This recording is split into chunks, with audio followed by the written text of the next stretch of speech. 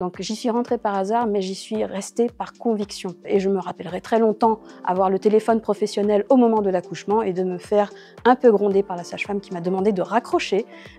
Nous aimons ce que nous faisons et pour nous, ça va de soi de le vivre intensément en famille. Bonjour, je suis chef d'escadron Sabrina. Je suis un officier de recrutement semi-direct. J'ai commencé en qualité de sous-officier à la brigade de Gien dans le Loiret. Et après la réussite au concours, j'ai eu l'honneur de choisir la dominante maintien de l'ordre défense. J'ai pu donc exercer comme commandant de peloton d'intervention en tant que lieutenant, puis en tant que capitaine et chef d'escadron à la tête d'un escadron de gendarmerie mobile. Et je viens de finir un temps à la tête d'une compagnie de gendarmerie départementale avant d'être affectée à l'académie en qualité d'officier instructeur et à la tête du département des compétences professionnelles pour pouvoir délivrer tout ce que j'ai pu acquérir comme expérience et comme compétences au cours de ma petite carrière.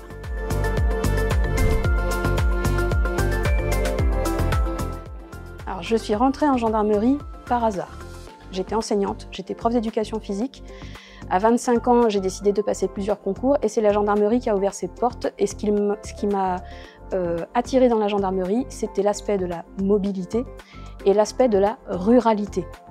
J'avais besoin de voyager et j'avais besoin d'être au contact. Pour moi, travailler en ville, c'était faire fi de l'aspect contact, au contact des gens.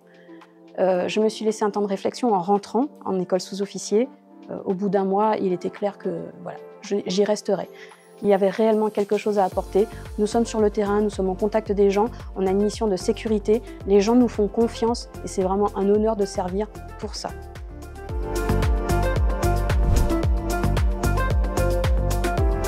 Alors, par amour de cette dominante, lorsque je suis rentrée en gendarmerie nationale, je rêvais de voyages, de rencontres, de culture, parce que la militarité m'intéressait énormément.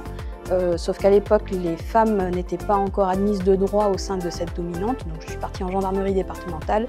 En qualité d'officier, c'était la porte ouverte, c'était l'occasion à ne pas manquer. Donc oui, effectivement, je me suis démenée pour pouvoir choisir, avoir la liberté de choisir cette dominante. Et je n'ai pas été déçue du voyage, puisqu'elle m'a offert exactement ce que je souhaitais en termes de mobilité et de rencontres, au-delà des missions qui sont hors du commun par rapport à la gendarmerie départementale.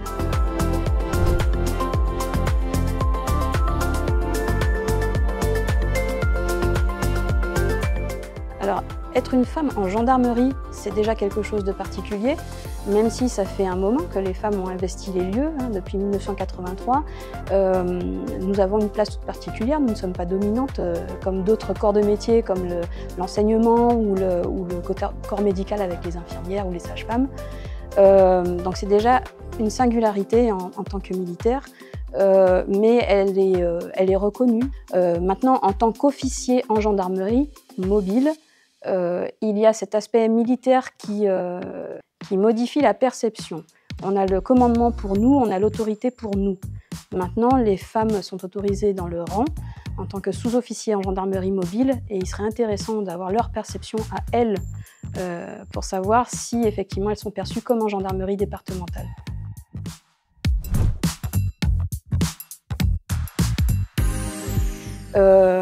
Donc mon expérience est tout à fait personnelle, je ne pourrais pas m'exprimer pour tout le monde. Pour ma part, ça a été une réussite, j'ai réussi, ça demande excessivement de disponibilité pour pouvoir répondre de jour comme de nuit et je me rappellerai très longtemps avoir le téléphone professionnel au moment de l'accouchement et de me faire un peu gronder par la sage-femme qui m'a demandé de raccrocher parce que je vivais un moment exceptionnel. Donc c'est assez singulier mais c'est une réussite. Être capable de concilier à la fois la vie privée et la vie professionnelle ne consiste pas uniquement à gérer sa vie familiale mais ça permet d'avoir aussi ce type d'aventure et de pouvoir le raconter plus tard.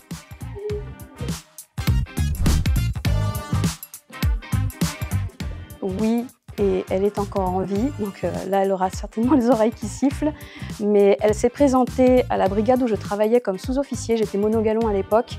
Elle s'est présentée avec son peloton d'intervention. À cette époque-là, j'ai trouvé très impressionnant d'avoir cette femme en treillis, se faire obéir par tout un peloton, 15 bonhommes, et avoir un sens tactique à l'écoute de mon commandant de brigade à l'époque. Je trouvais ça réellement impressionnant. Le hasard professionnel fait que je l'ai retrouvé par la suite quand j'étais élève à l'école des officiers. Elle était instructeur en intervention professionnelle, réellement inspirante. Elle était à la fois physique, intelligente, sereine, très sereine. Et ça m'a donné une très belle image. Donc aujourd'hui, nous sommes amis, j'en suis très très fière.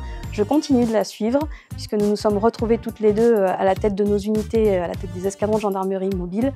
Et je suis très très fière de marcher dans ses pas. Merci.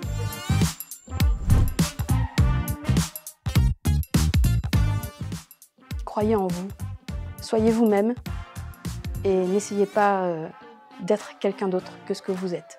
C'est très important. Nous sommes des femmes, on ne sera jamais des hommes. Mais nous sommes tous des hommes avec un grand H. Donc on a tous quelque chose à apporter à l'institution. Ça ne réside pas uniquement dans le potentiel physique, ça ne réside pas uniquement dans le potentiel intellectuel. Il y a de l'affect, nous avons tous des qualités et nous avons tous quelque chose à offrir.